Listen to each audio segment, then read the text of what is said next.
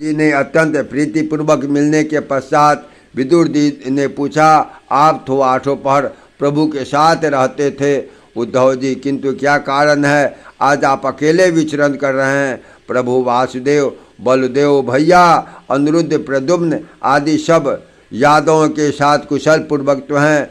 युधिष्ठिर एवं अन्य भाइयों सहित कुंती एवं द्रौपदी कुशल से तो है, इतना मैं जानता हूँ। प्रभु श्री कृष्ण ने पृथ्वी का भार उतारने के लिए मानव रूप में अवतार लिया है और अपनी माया फैलाकर धृतराष्ट्र एवं उसके अधर्मी पुत्रों को बुद्धिहीन कर दिया। इसलिए उद्धव आप केवल प्रभु नंद नंदन का हाल मुझे बतलाने की कृपा करें। विदुर के वचन सुनकर अनायास ही उद्धव की आंखों में आंसू भराए, गला रूंध गया। बहुत प्रयत्न करने के बाद भी बोल न पा रहे थे। विदुर जी ने उनके उदास मुखमंडल एवं आंसुरूपरित आँखों को देखा, समझ गए भक्त वत्सल पृथ्वी का भार उतारने हेतु अपने धारण किए अवतार के कर्तव्य को पूरा करके गोलोक धाम के लिए प्रस्थान कर गए। फिर भी वे उद्धव के बोलने की प्रतीक्षा करते रहे। कुछ पल बीतने के पश्चात उद्धव जी भाव विहल होकर बोले, हे विदुर जी, आप प्रभु वसुदेव का हाल पूछते हो। ज्योति रूपी सूर्य पश्चिम दिशा में जाकर अस्त हो गया।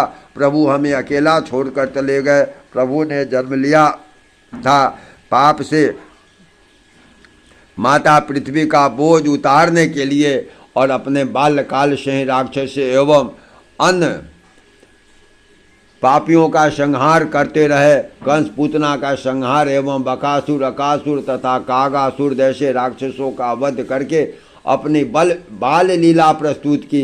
पश्चात उसके तरुणावस्था में महाभारत का विनाशकारी युद्ध कराया। सब उन्हीं की माया थी विदुर जी। और अंत में यदुवंशियों का नाश कराने के लिए अति क्रोधी कहे जाने वाले ऋषि दुर्वासा से यदुवंशियों को श्राप दिलवाकर उन्हें आपस में लड़ा दिया, जिससे यदुवंशियों का नाश हुआ।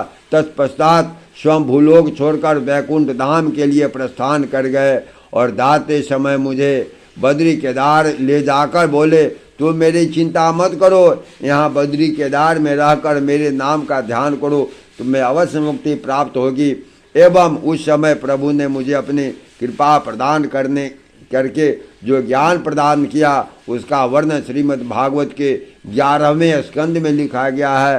तब से मैं उनके नाम का ध्यान कर रहा हूँ, प्रभु की नाम की माला जप रहा हूँ। जय जय श्री सीता।